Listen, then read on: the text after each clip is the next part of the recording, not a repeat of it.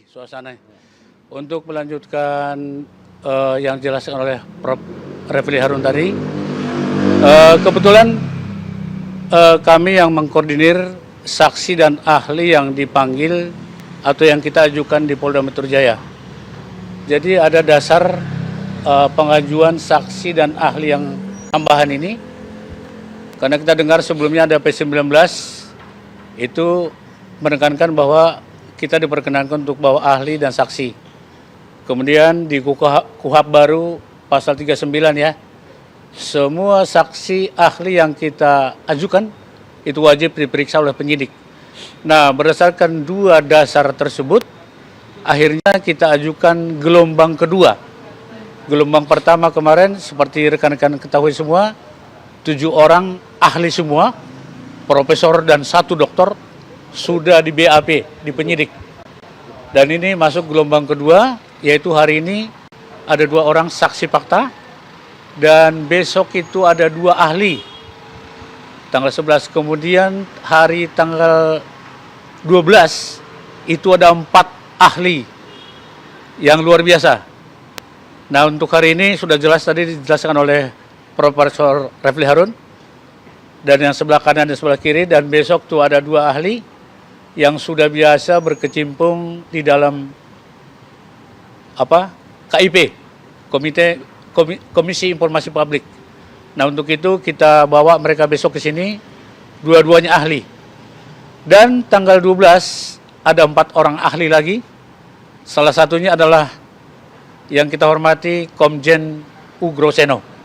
Dan ini memang kita nantikan, kami spill dulu dari 6 ahli yang selain yang hari ini 2 saksi fakta, dan 6 orang lagi nanti kami spill satu yang memang menarik, yang kita tunggu-tunggu adalah Komjen Ugroseno, ahli kepolisian dan ahli hukum acara pidana. Dan ini kita nantikan, dan jangan Anda lupakan itu tanggal 12 ya jadwalnya. Kalau besok hanya 2 ahli, tanggal 12 itu 4 ahli sekaligus. Dan yang lain saya tidak spill namanya karena orangnya sangat penting di bangsa dan negara ini saat ini. Dan kita harapkan kehadirannya tanggal 12 dan sudah confirm dengan penyidik. Nah, itulah rekan-rekan sekalian pekerjaan kita hari ini, besok dan tanggal 12.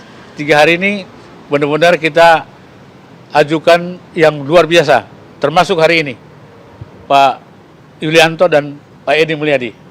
Siap, mungkin untuk sementara, untuk sedikit banyaknya mereka akan speed, ya Prof ya? Ya, okay. Silakan Pak Yulianto. Pak Yulianto.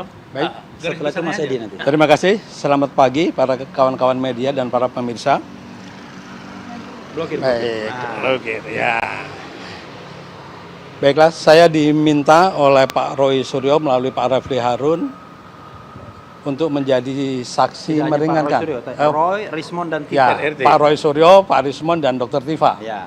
Melalui Pak Refli Harun untuk menjadi saksi meringankan.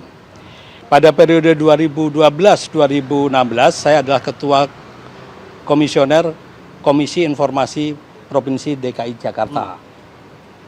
Itu periode 2012 sampai dengan 2016. Begitu. Nah, disinilah saya akan membicarakan keprihatinan kita sebagai bangsa, karena bagaimanapun juga tim RRT tersebut sebetulnya sedang memperjuangkan hak publik untuk mendapatkan informasi yang baik, benar, dan tidak menyesatkan. Maka dalam kerangka mendapatkan informasi yang baik, benar, dan tidak menyesatkan, mereka melakukan penelitian terhadap beberapa informasi yang berkaitan dengan pencalonan Bapak Jokowi, mulai dari pencalonan sebagai wali kota, sebagai calon gubernur, dan sebagai calon presiden 2 periode. Di mana persoalannya adalah mengenai persoalan keabsahan soal ijazah yang kemudian diindikasikan atau diduga ijazah tersebut palsu. Nah, dalam hal ini sesuai dengan Undang-Undang Keterbukaan Informasi Publik, sebetulnya hak Pak tim RRT tersebut, saya sebut tim RRT tersebut, itu dijamin oleh Konstitusi pasal 28, yaitu sebagai hak asasi manusia, 28J.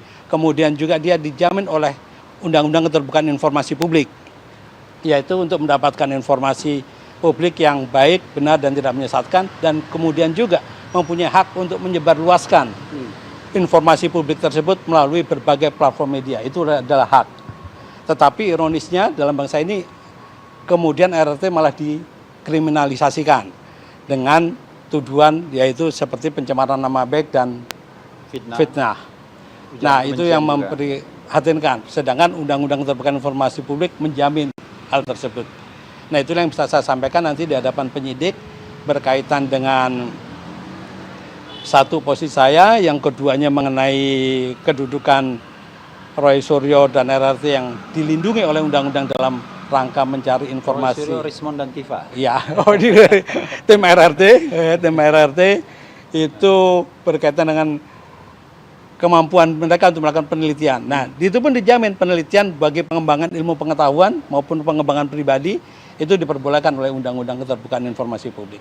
Saya rasa itu. Tadi disebutkan adalah saksi fakta. Nanti akan Bapak sampaikan apa saja fakta-fakta yang Bapak lihat dari ijazah tersebut. Oke, baik, kalau berkaitan dengan saksi fakta itu sebetulnya berkaitan dengan posisi saya sebagai aktivis GMNI. Waktu itu saya sebagai pengurus di Dewan Pakar Persatuan Alumni GMNI, di mana salah satu tim ofisial daripada PDI Perjuangan dalam konteks pencalonan Gubernur DKI, yaitu Bung Denny Iskandar, itu bercerita kepada saya bahwa beliau itu heran kenapa foto di ijazah Pak Jokowi yang dilegalisir basah tersebut berbeda dengan sosoknya Pak Jokowi. Ada kecurigaan beliau itu yang disampaikan ke saya, dan memang setelah saya lihat secara kasat mata memang beda lah antara sosok Pak Jokowi dengan foto yang ada di ijazah. Tentunya kan kawan-kawan sudah melihat salinan ijazah yang sudah beredar di media massa, baik yang di-upload oleh Dian Sandi, kader PSI, ataupun yang kemudian sempat ramai juga di berbagai media, kan ditunjukkan tuh foto tersebut. Sehingga sebetulnya secara kasat mata bisa kelihatan lah dari sisi itu sosok Pak Jokowi berbeda dengan foto yang ada di ijazah. Ya, itu yang perlu saya sampaikan juga. Ya, berkaitan dengan hal itu kan informasi yang saya dapat dari tim official pemilihan Gubernur DKI dari PDI Perjuangan, yaitu Bung Denny Iskandar, di mana kemudian nama anak beliau itu kan disebut juga oleh Bitor. 3 nama sebagai tim Jakarta dalam pembuat ijazah palsu, yaitu Denny Iskandar, kemudian Indra, dan saya sendiri, Yulianto.